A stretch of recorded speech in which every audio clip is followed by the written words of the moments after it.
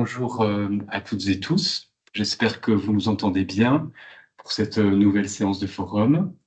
Peut-être qu'un petit signe de votre part nous permettra d'avoir la confirmation que la transmission se passe bien. Et donc pour cette séance du forum, nous recevons avec plaisir et grand intérêt l'EMPP, donc l'équipe mobile psychiatrie précarité. Alors autour de la table, Marion Fossac, psychologue, Solène Ettori, infirmière, Amandine Gare, infirmière, Séverine Schall, infirmière, Camille Ploux, psychologue, le docteur Camélia, elle a dit, et puis Cécile Massol, qui est cadre sup de référence pour cette équipe mobile. Donc aujourd'hui, nous allons tâcher de comprendre et puis d'éclairer aussi les missions de l'équipe aux composantes multiples. Je pense qu'il y a aussi dans votre sphère d'intervention, bonjour Mathieu qui nous rejoint, une approche clinique de la rencontre, à mon avis, qui est intéressante. Il y a la question de la rencontre importante en psychiatrie. Et je pense que chez vous, enfin, dans votre façon de travailler, d'après ce que j'ai pu comprendre, il y a quand même un art particulier de la rencontre et du soin. Et donc, outre l'interconnaissance des équipes et des dispositifs, c'est le but du forum. Et je pense que vous allez nous apprendre des choses. Et donc, nous vous écoutons. Merci pour cette introduction qui, effectivement, reflète plutôt bien une partie de notre travail. Pour cette présentation aujourd'hui, on l'a travaillé avec notre collègue Lucas Durand, qui était psychologue en remplacement dans notre équipe, qui ne fait plus partie de l'équipe aujourd'hui, mais qui quand même a conçu le support très ludique qu'on va vous présenter. Et donc, vous avez là en présentation une étiquette déchirée de l'équipe mobile. L'idée, c'est qu'on va mener ensemble une enquête pour recoller les morceaux et comprendre donc tout ce qu'est le travail d'une EMPP en terre aveyronnaise, puisqu'il y a cette singularité d'être en milieu rural. Du coup, l'équipe se compose actuellement de 2 psychologues, 3 infirmières, un cadre de santé donc, qui est Sébastien Bru et une psychiatre. Donc, je ne reviens pas sur les noms parce que le docteur Kiewicz en a parlé au début. Donc, notre équipe est une équipe mobile qui se déplace sur tout le département, y compris le G05, tout le secteur Millau, Saint-Afrique. Notre travail s'est développé du coup autour de la circulaire de 2005, relative du coup à la prise en charge des besoins en santé mentale des personnes en situation de précarité et ou d'exclusion. Notre travail est à destination des professionnels de première ligne et en situation de précarité, voire d'exclusion, du coup de plus de 16 ans. On ne peut pas intervenir envers les personnes sans le consentement de la personne. Ou plutôt, le consentement, c'est un grand mot, mais l'accord de la personne de nous rencontrer. Nos entretiens sont hors les murs dans une démarche d'aller vers. Je précise juste qu'il y a un équivalent temps plein de psychologue, on est 2 à mi-temps, et un 0,1 équivalent temps plein de médecins psychiatres. Ce que nous dit la circulaire. La circulaire nous demande de mettre en place des démarches d'aller vers un accueil, un accompagnement inconditionnel, souple et inclusif, ainsi qu'une réponse rapide aux besoins fondamentaux. Et ensuite, la circulaire nous demande de rester avec les personnes aussi longtemps que cela reste nécessaire. Ensuite, la circulaire nous demande de proposer des interventions, que ce soit des soins ou des accompagnements, qui tiennent compte de l'impact des traumatismes, avec une approche sensible au trauma. Des interventions qui sont centrées sur le pouvoir d'agir des personnes, sur leurs forces, sur leurs choix et leurs désirs, dans la perspective de leur rétablissement. Des interventions qui s'adaptent aux vulnérabilités spécifiques qu'ils présentent, qui sont liées aux troubles associés, qu'ils soient addictifs ou cognitifs, ou en lien avec le parcours migratoire. Et enfin, des interventions qui s'appuient sur les principes de la réduction des risques et des dommages, en les adaptant à la nature des troubles psychiques. Enfin, la circulaire nous demande d'intervenir et de lutter contre la stigmatisation et les discriminations dont les personnes en précarité sont victimes. Il nous demande de mettre en place un dispositif de repérage précoce des troubles psychiques et des vulnérabilités psychosociales.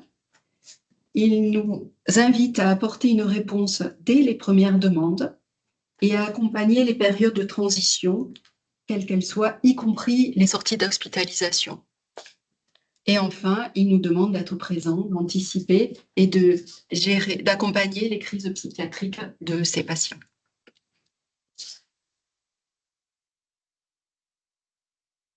Donc, nous avons dans un premier temps un travail donc, de représentation, d'information et de sensibilisation.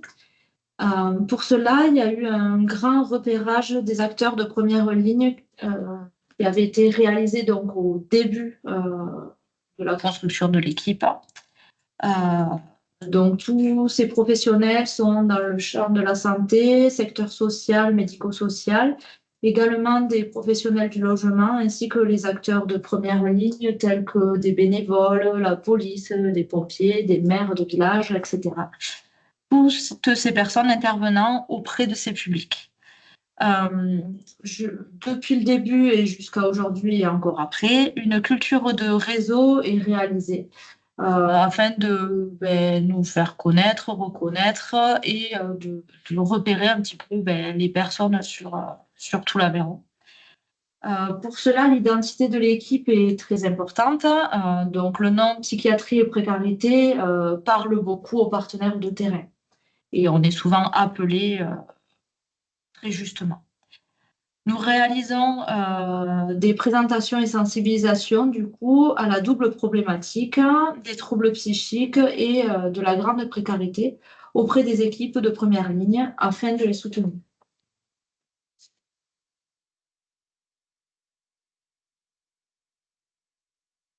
Donc, notre mission envers la personne, c'est avant tout et surtout de créer du lien, qu'elle nous accepte ou arriver à ce qu'elle nous tolère.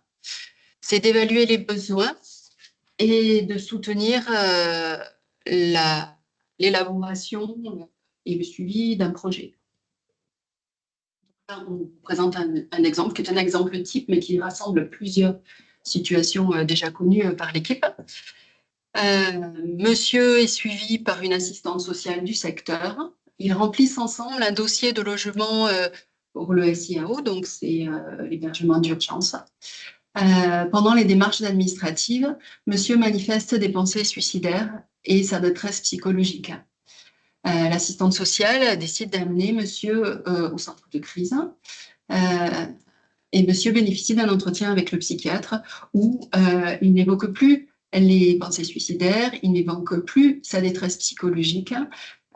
Il dit qu'il ne veut pas de prise en charge et il exprime qu'il est très en colère contre les aides sociales, les assistantes sociales qui font rien pour lui. Ce monsieur ressort du centre de crise et revient vers l'assistante sociale en lui disant qu'il va arrêter toutes les démarches parce qu'on n'entend pas sa souffrance et on ne le prend pas au sérieux.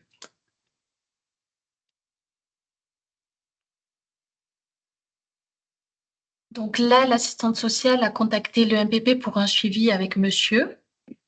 Et on se situe souvent dans ce type de situation. On est souvent sollicité puisqu'on se situe à la frontière du psychologique et du social, donc de deux domaines, de deux champs d'accompagnement. Mais ce qui se passe ici dans la situation, c'est qu'il y a une inversion sémiologique des demandes. Donc, c'est une demande qui n'arrive pas à aboutir au lieu où elle serait censée aboutir. Donc, la demande est formulée, mais n'est pas adressée à la bonne personne et elle ne parvient pas à être prise en charge. C'est une situation assez paradoxale. On va le voir tout au long de la présentation, mais il y a beaucoup de paradoxes dans les situations d'auto-exclusion que nous rencontrons. Donc là, cette inversion sémiologique, c'est une manière aussi pour la personne de mettre à distance un potentiel travail qui pourrait venir des accès déséquilibrés, bouleverser son équilibre de vie. Donc, on va être attentif, on va noter cette inversion de demande et venir essayer d'en comprendre quelque chose avant de pouvoir intervenir pour respecter l'équilibre de la personne. Donc, retour à l'EMPP, le téléphone sonne, l'assistante sociale nous oriente un patient. Donc, comment procède-t-on? Dans un premier temps, on fait un travail d'enquête autour de la demande qui nous est présentée. On discute longuement avec le tiers demandeur, celui qui nous appelle et qui nous présente la situation, pour en retirer le maximum d'éléments cliniques. Et ensuite, on va rechercher, si on y a accès, toute une série d'informations complémentaires qui nous permettent d'apprécier la situation et le profil de la personne. Donc, par exemple, dans notre travail d'enquête sur cette situation, à travers le dossier médical que nous avons numérique, voilà, que nous avons à disposition. Sur le Nord Aveyron avec Cariatide et sur le Sud Aveyron, nous avons des correspondants à qui nous pouvons demander des informations si nous en avons besoin. Et dans le cadre du partage des informations, du partage médical, ça nous permet de récupérer les éléments dont on a besoin pour se faire une idée de la situation qui nous est présentée. Donc là, dans le cas du monsieur, il y a eu plusieurs passages aux urgences somatiques, avec des moments d'angoisse, aux urgences psychiatriques. Il y a eu un suivi au CMP qui s'est interrompu au bout d'1 an, monsieur ne se présentant plus au rendez-vous. On a appris dans le dossier que le patient avait déjà bénéficié d'une hospitalisation dans un autre département, qu'il avait été suivi en addictologie il y a quelques années pour une obligation de soins et qu'il a déjà fait un sevrage. Voilà, ça nous donne quelques éléments déjà pour compléter les éléments dont disposait l'assistante sociale initialement. Alors là, c'est quand l'équipe est sollicitée par un tiers, il y a du coup ce travail d'enquête qui est mené, qui n'est pas simple, puisqu'en fait, on s'aperçoit que les parcours sont souvent très fragmentés. Donc, on a noté là que le monsieur est venu dans le département sans trop de raisons. C'est ce qui arrive souvent chez les personnes qu'on accompagne qui, du coup, n'ont pas de famille, n'ont pas de lien autour, qui souvent ont déménagé, changé de département, du coup qui se sont retrouvés régulièrement dans des pertes de repères au niveau du territoire, au niveau du voisinage, de l'ancrage. Et donc, en fait, cette fragmentation du parcours, elle peut s'expliquer de 2 manières. Il y a la question de la manière d'habiter qui est très présente chez le public qu'on rencontre. C'est la manière d'habiter un territoire, un lieu, on est entre errance, du coup, ou l'inverse, c'est des personnes qui sont toujours reclus chez elles. Et il y a la question aussi d'habiter son propre qui fait défaut.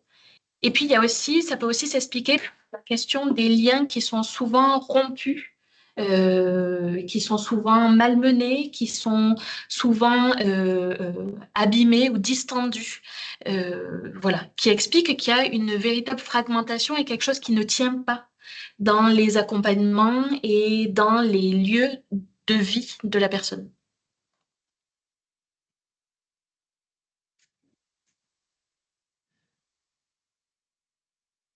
Donc, le tiers demandeur demande un accompagnement à l'EMPP et évoque la possibilité de faire intervenir une équipe mobile d'écoute à la personne. Et c'est seulement quand cette personne accepte de nous rencontrer qu'on peut intervenir.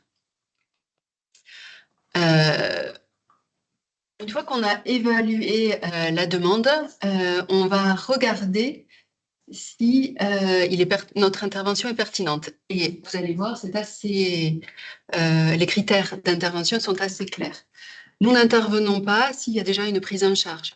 Il est arrivé à plusieurs reprises qu'un travailleur social détecte une situation de détresse très douloureuse pour quelqu'un qui accepte de voir une équipe mobile, alors qu'en fait, il est déjà suivi au CMP ou dans une autre équipe de psychiatrie, auquel cas, on en fait part à l'équipe de psychiatrie qui le suit pour voilà, remailler. Il y a eu également, on a été parfois interpellés alors qu'il y a un suivi qui est en cours et qui est interrompu depuis quelques semaines à peine. Donc là, c'est pareil, on fait un travail de maillage de façon à ne pas créer, nous, de nouvelles ruptures dans la continuité des soins.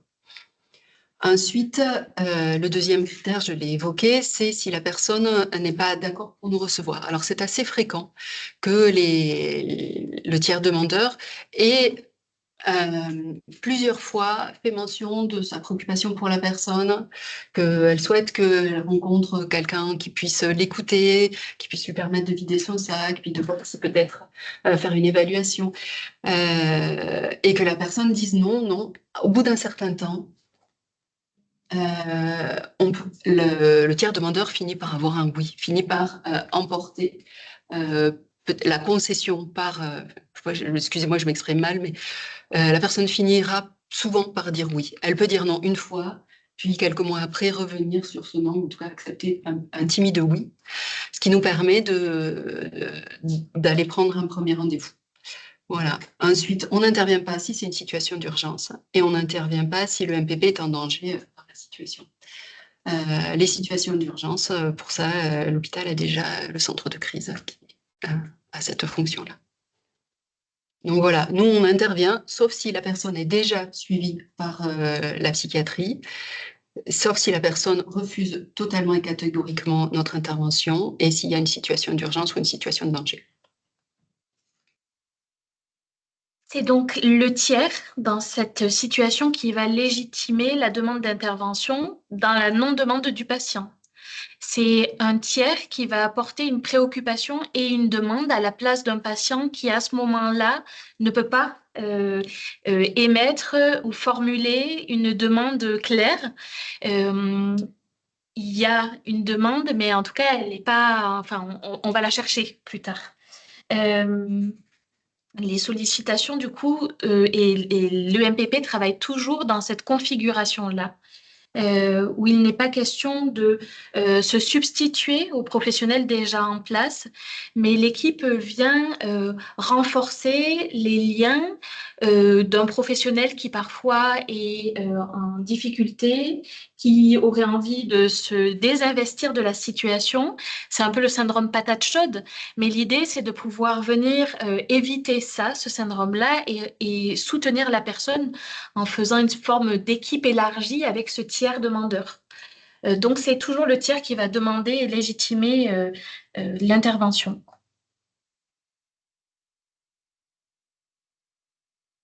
Donc, notre travail, c'est d'aller vers le patient. Et pour ça, on fait des entretiens hors les murs. On se donne du temps pour tisser la rencontre. Parfois, on est obligé d'être un peu malin pour arriver à provoquer la rencontre. Il est arrivé que des personnes qui nous sont adressées refusent de nous rencontrer et que l'on participe à un atelier médiation déjà organisé pour se faufiler à l'intérieur, créer la rencontre et permettre ensuite que le lien se tisse suffisamment pour que la personne accepte de nous revoir en entretien individuel. Des fois, il faut plusieurs tentatives d'approche avant d'arriver à rentrer en lien avec la personne. Revenons à notre petite histoire. Le premier rendez-vous, le futur patient est d'accord pour nous rencontrer. Le premier rendez-vous est pris avec le tiers demandeur. Et puis, monsieur reporte une fois, monsieur reporte 2 fois, ne vient pas. Et nous, on insiste, on maintient notre proposition de rendez-vous. Et enfin, la première rencontre a lieu dans les locaux en présence de l'assistante sociale qui explique pourquoi elle nous a fait rencontrer, quels sont les éléments qui l'ont préoccupée. Et puis, nous nous présentons comme une équipe d'écoute. Nous disons que nous n'avons pas d'attente, que nous n'allons pas demander...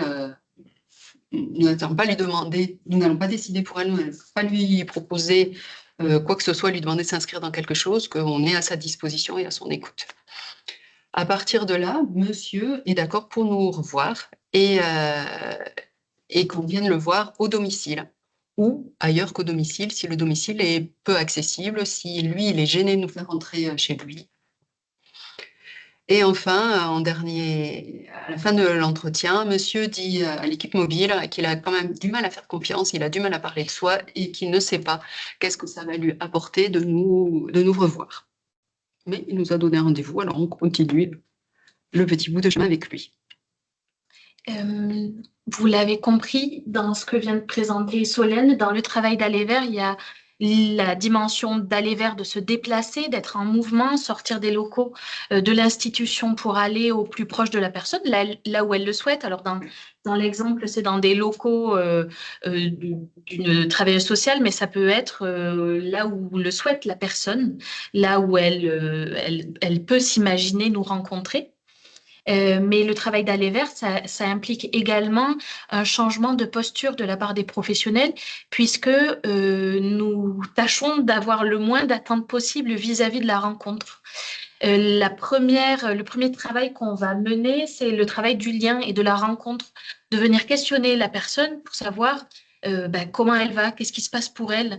C'est vraiment essayer de se décaler pour sortir d'attentes qui pourraient l'emprisonner ou faire qu'elle se sent une pression vis-à-vis de nos rencontres. Donc l'idée, c'est vraiment d'aller vers aussi elle, là où elle en est à ce moment-là. Et donc, la plupart des personnes qui sont rencontrées n'ont effectivement pas de demande apparente, comme on disait tout à l'heure, pas de demande claire, et le travail de l'équipe va être de prendre le temps, donc on se donne le temps dans la rencontre pour essayer de voir s'il y a une demande qui est explicite, mais qui néanmoins est là. Comme quand on perçoit qu'il y a une inversion sémiologique des demandes, c'est qu'il y a quand même bel et bien une demande, mais qui n'est pas adressée au bon endroit. Et s'il n'y a pas cette inversion-là, on va essayer de comprendre s'il y a une demande ou d'en faire émerger une. Voilà, donc il va y avoir tout un travail qui va s'organiser dans le temps pour travailler autour d'une demande.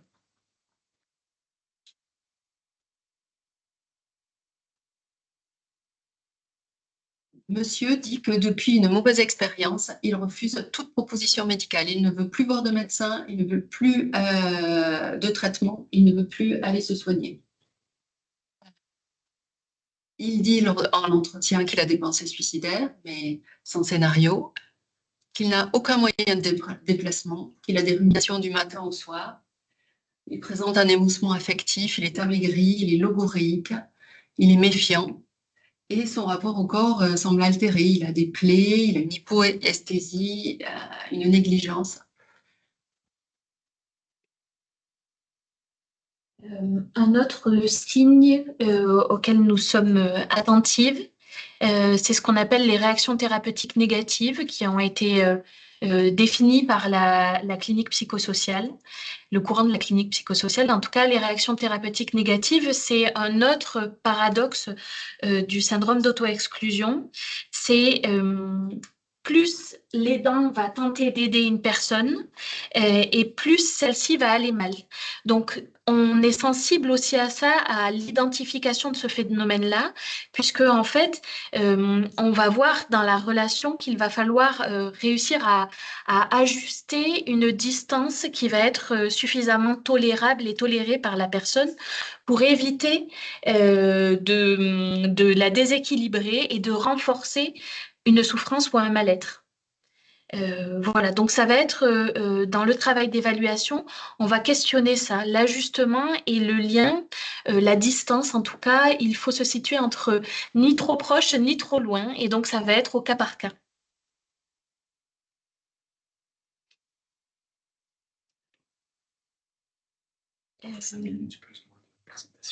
Oui, ok.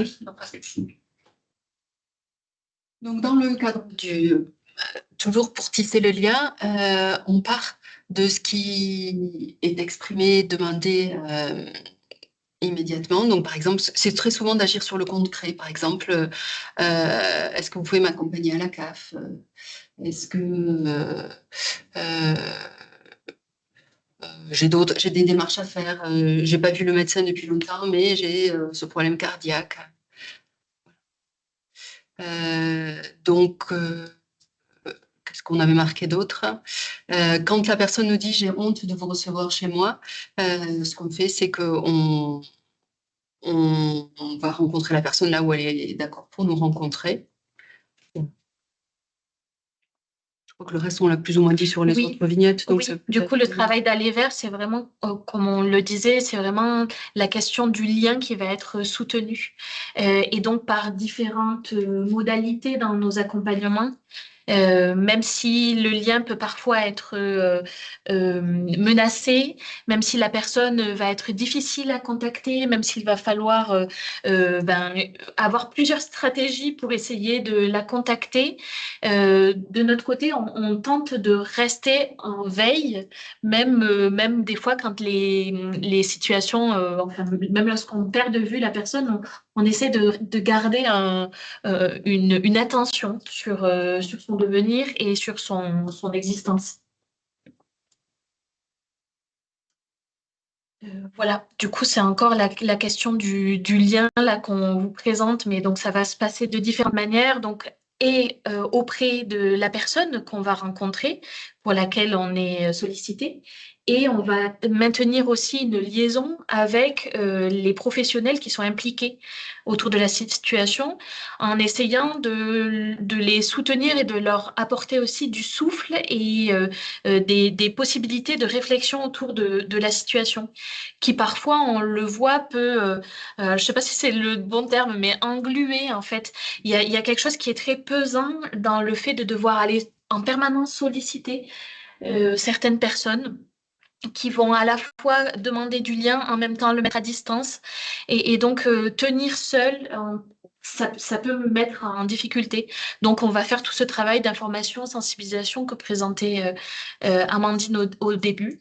Et on va rester en lien pour questionner en permanence, donc comme on disait tout à l'heure, notre ajustement, à quel moment on va pouvoir se retirer de la boucle, puisqu'en fait, on a une fonction passerelle. On est là pour intervenir à un moment et pour essayer d'apaiser une situation qui n'est pas une situation donc d'urgence, mais de crise, et pour se désengager à un moment, en tout cas, progressivement se retirer et faire en sorte que d'autres liens puissent prendre le relais ou se renforcer. Donc, tous les points qu'on a vus ensemble, l'inversion sémiologique, la fragmentation, la non-demande, la réaction thérapeutique négative et la question du lien sont vraiment des signes qui définissent le syndrome d'auto-exclusion. On parlait tout à l'heure de situations paradoxales. L'auto-exclusion, de fait, est un paradoxe, puisqu'en fait, c'est une manière d'inverser un stigmate qui est subi par la personne. Donc, plutôt que de subir un rejet, une exclusion de la part du groupe d'appartenance, la personne s'auto-exclut et donc va se mettre elle-même dans cette situation-là d'exclusion. Donc, elle renverse, au lieu d'être dans une situation de passivité, elle renforce une position active. Voilà. Du coup, nos missions reposent sur ce travail de représentation, d'information et de sensibilisation des équipes, du travail d'enquête, travail de l'aller vers, travail d'évaluation et un gros travail de lien. Donc, tout ce travail n'est pas linéaire, tout reste en lien sans arrêt. On peut revenir à différentes étapes, différents moments de situation et du travail. On s'adapte vraiment à chaque situation et un travail de coordination est indispensable. Et tout ça par le biais de tout moyen de communication. Merci à tous. Merci. Merci beaucoup. C'était vraiment super la présentation, la transmission orale là, et puis la présentation graphique. Donc nous avons le temps pour des questions autour de la table et puis en ligne également. J'ai autorisé tous vos micros, donc il suffit de les activer. Vous pouvez écrire bien sûr, mais vous pouvez aussi, en activant vos micros, poser directement la question oralement.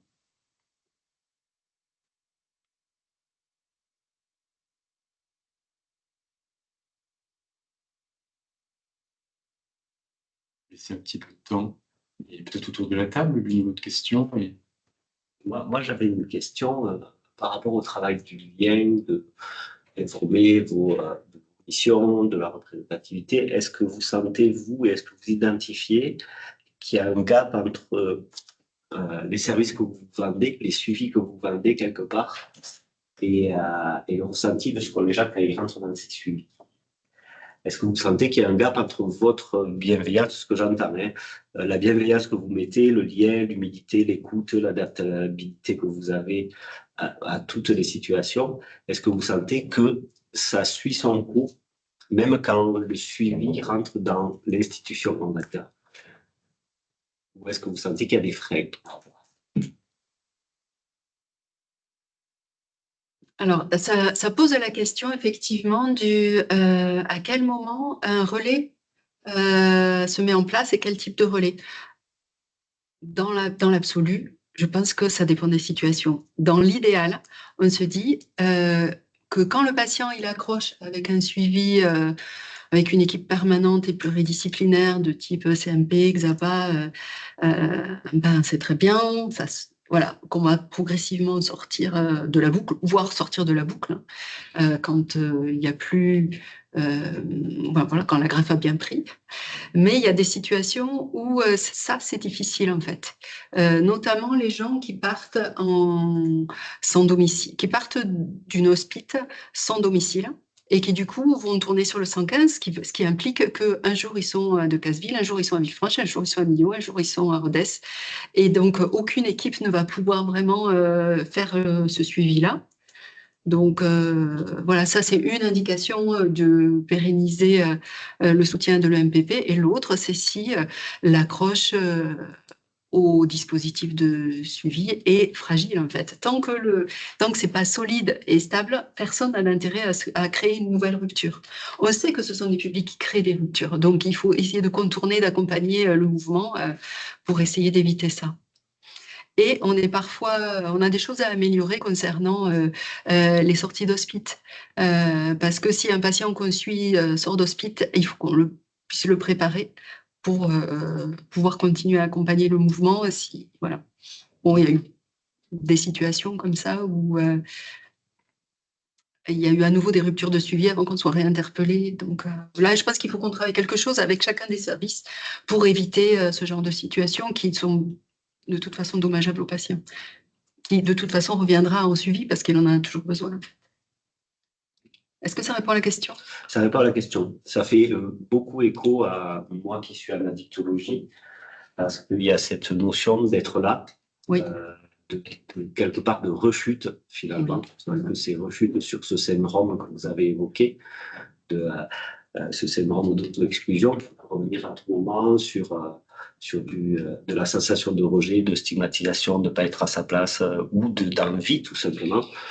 Donc ça fait beaucoup écho à ça. Et du coup, ma question était voilà, sur cette stigmatisation que peut avoir les suivis institutionnels, que nous on peut ressentir en addictologie, et que je ressens bien que vous aussi vous pouvez ressentir par rapport à la précarité en fait.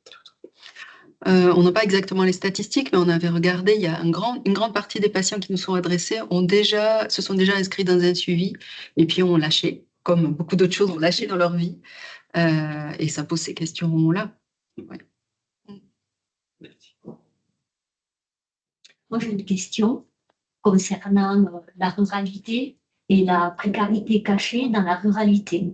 Est-ce que le territoire de l'Aveyron, il est grand, mais il est plutôt basé sur de la ruralité que sur des villes conséquentes? Et est-ce que vous arrivez à toucher, puisque j'ai bien compris que vous aviez développé un réseau, cette précarité qui est cachée, que nous, parfois, on découvre dans les CMP, puisque c'est un maire ou c'est une assistante sociale qui nous interpelle? Donc, quelle est votre proportion par rapport à ça dans votre file active et comment on peut travailler là-dessus? On va essentiellement à la campagne. Moi, je suis dans l'équipe depuis quelques mois et je suis très étonnée de voir à quel point on va très peu dans les villes.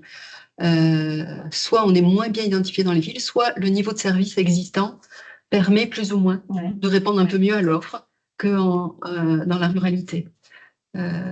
Et moi, je dirais qu'on est quand même très bien repéré par les MSD, qui sont qui sont très donc les assistantes sociales de secteur sont très pourvoyeuses de demandes. Voilà. Certains médecins traitants aussi, on voit beaucoup, en zone très isolée. Mais les territoires sont dynamiques, ont des dynamiques différentes selon les endroits. Il y a des endroits où il y a plus de maillage au sein que d'autres. Voilà. Mais là, concrètement, on va partout, en fait. On a une mission départementale, mais vraiment, on arpente le département. On va dans le sud, on va dans l'ouest, dans l'est, on va un petit peu dans le nord, pas beaucoup, mais un peu quand même. Voilà. Merci. Oui, j'aimerais dire quelque chose. Ça m'a touché au départ la proposition de être avec l'équipe. J'ai eu peur de ne pas pouvoir avoir toujours le temps, être à côté d'eux et les soutenir. Mais après, on était une fois ensemble avec Séverine chez un jeune, peut-être tu veux dire un peu, Oui. à Villefranche. Et bon, moi, j'ai rien dit parce que il ne me connaissait pas, le lien était avec elle et tout. Et du coup, après, l'entretien s'était très bien passé, ils ont parlé, il a expliqué plein de choses, mais c'était un garçon qui, en fait, avait du mal à se intégrer dans quelque chose que ce qu'on connaît. CMP, tout ça. Nous, ce qu'on fait souvent, quand on voit quelqu'un, n'importe où dans nos structures, on pense très vite, qu'est-ce qu'il faut faire, qu'est-ce qu'il faut proposer, c'est de suite le médicament, les activités à l'hôpital de jour, je ne sais pas quoi. Mais là, à la fin, je demande le monsieur, je demande, c'est quoi qui fait que tu viens quand même à ces rendez-vous, c'est quoi qui... Et c'était très simple et très touchant. Mais en fait, je sens vraiment qu'elle s'intéresse à moi, à qui je suis, à ce que je fais, à ce que je pense. Et je pense que c'est quelque chose qu'on oublie vraiment dans notre travail, qu'on est tellement, oh, activité, lui il faut ceci, lui il faut ceci, amener les patients dans ce que nous on pense ou ce qu'on a d'ailleurs. C'est comme ça, c'est construit comme ça. Et moi, je pense que le travail, c'est tellement important que ça me rappelle en fait pourquoi on fait la psychiatrie. Et merci beaucoup. Super témoignage, Camélia. Pour moi, ça rejoint cette question de la rencontre. En psychiatrie, on se barde de protocoles, de références, de blouses blanches, en intra, etc. Mais on ne peut jamais éluder la question de la rencontre. Et ce que tu dis là, c'est l'authenticité d'une rencontre. Et je dirais que votre présentation nous donne envie, quoi. C'était passionnant, en fait, c'est tout cet art de la rencontre et cette authenticité. Alors, ça prend pas, ça prend peut-être pas toujours. Et ça rejoint une question que je vais vous poser. Au fond, moi, ce que je trouve extraordinaire, c'est cette attitude aussi au départ de ne rien faire. On se contente d'aller sans attendre, sans avoir de pression de ce qu'il faudrait faire, etc. Et je me dis que peut-être, alors c'est une question, peut-être certaines de vos interventions, mais dans quelle proportion, ce ne rien faire, entre guillemets, pendant un certain temps, aura suffi, et pas au-delà. Je vais jusqu'au bout de ma question. Moi, je pense que parfois, je sais que vous proposez toujours des choses quand vous pensez que c'est pertinent du côté du soin, mais moi je suis prêt à penser, alors c'est un peu provocateur ce que je dis, mais que parfois la non-offre de quelque chose peut être mieux que de vouloir absolument proposer quelque chose.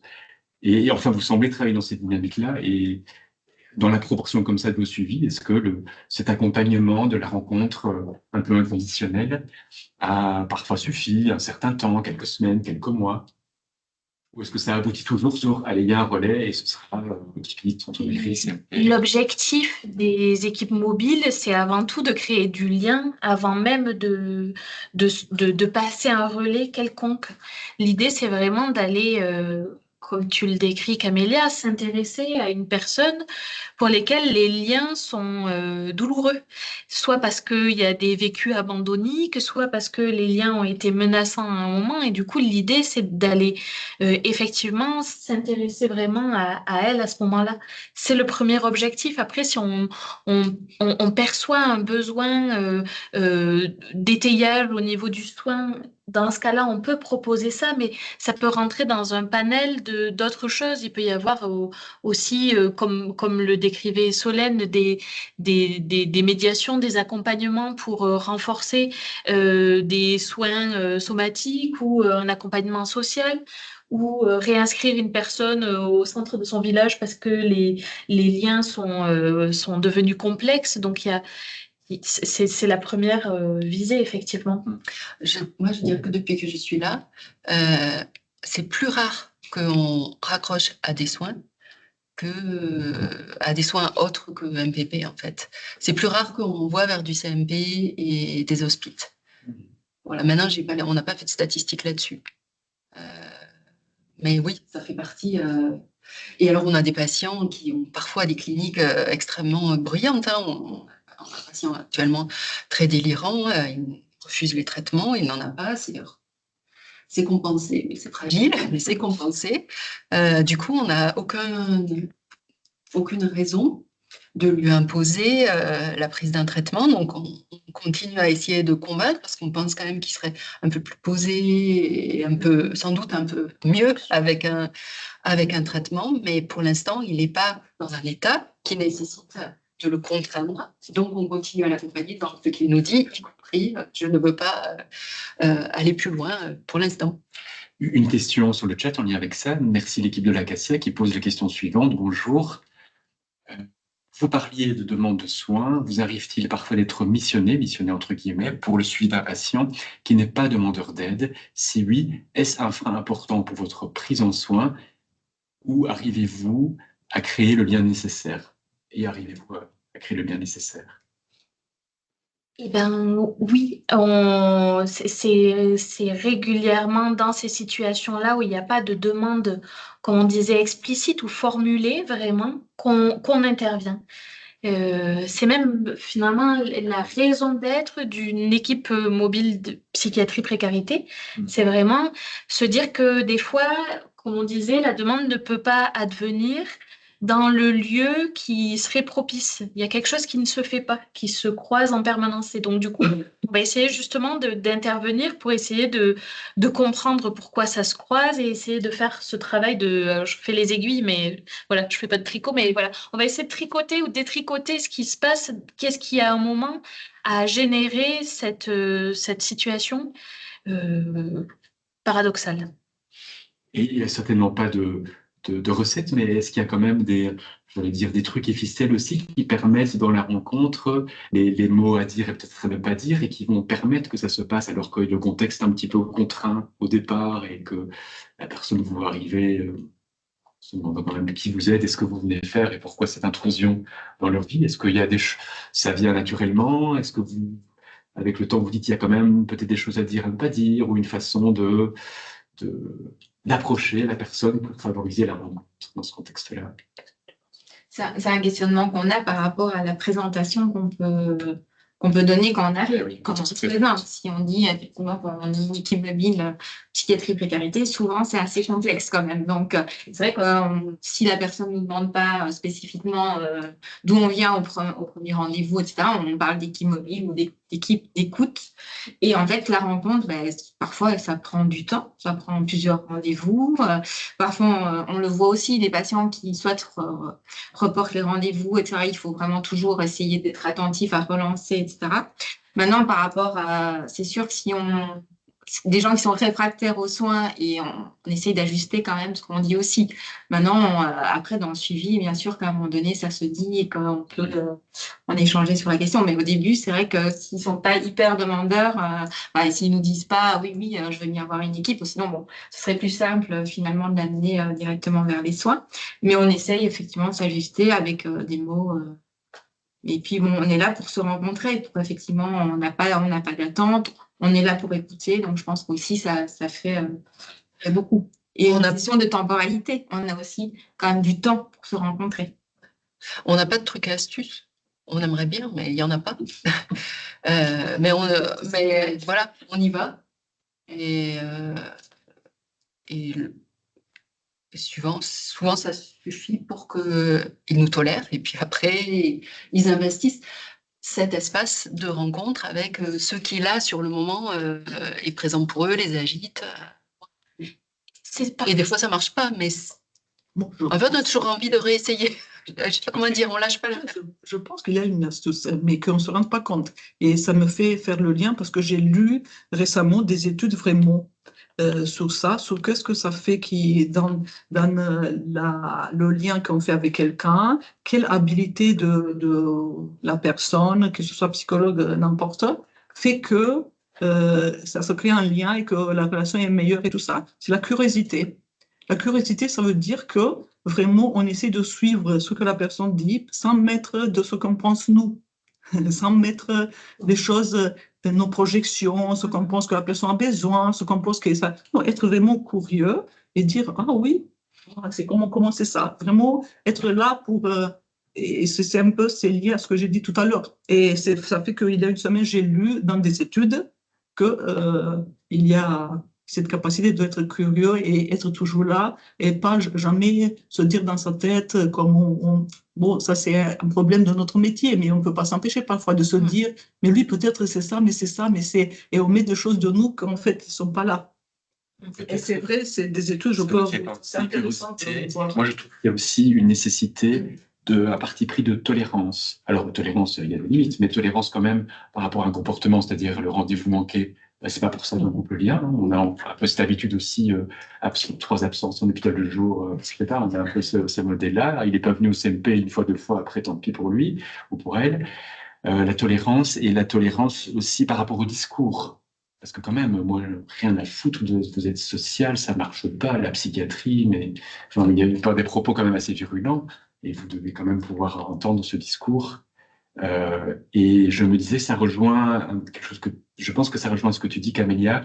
C'est un psychologue qui revient un petit peu à la mode et pour de bonnes raisons, c'est Carl Rogers. C'est l'écoute inconditionnelle rogérienne aussi. On écoute avec une curiosité saine et inconditionnelle.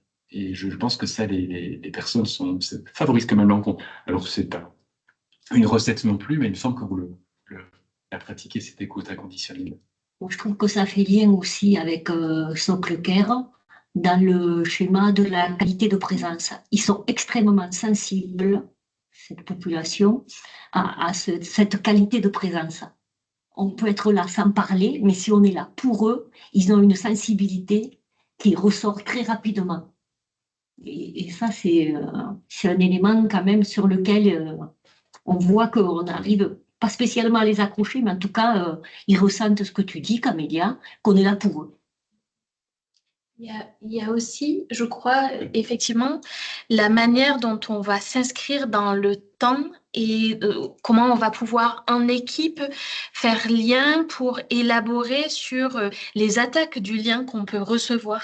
J'ai l'impression, quand j'entends l'équipe depuis mon arrivée, que des fois, finalement, les premières rencontres sont finalement pas les plus compliquées. Et enfin, moi, ça m'évoque les questions de théorie de l'attachement, mais en fait, vous vous retrouvez des fois dans des situations où les gens ouvrent la porte et ne se questionnent même pas justement de qui vous êtes, à quelle institution vous appartenez, alors qu'on pourrait, enfin, je sais pas, on s'imagine à la place, on questionnerait, qu'est-ce que vous faites là? C'est pas finalement ce qui se passe de prime abord, donc il y a quelque chose d'un peu étrange dans cette première rencontre, et donc finalement le lien il n'est pas tissé à ce moment-là. Et c'est là où ça va être compliqué de se dire à quel moment on considère que le lien a commencé à se créer, à se tisser, au-delà même de ce que la personne semble donner dans la relation. Je pense que ce qui nous aide beaucoup, c'est la tierce personne qui nous intègre dans la situation. Souvent, on demande justement que cette tierce personne, ce partenaire de terrain, ait un très bon lien avec la personne qui va nous adresser. Et sur le premier rendez-vous, on est avec la tierce personne. Donc, ça aide. Et c'est vrai que ils ont confiance en la tierce personne. Donc, ils nous font certainement déjà une première confiance sur un premier rendez-vous. Bon, écoutez, on arrive au bout du temps imparti. Vraiment, merci beaucoup. C'était très, très riche et intéressant.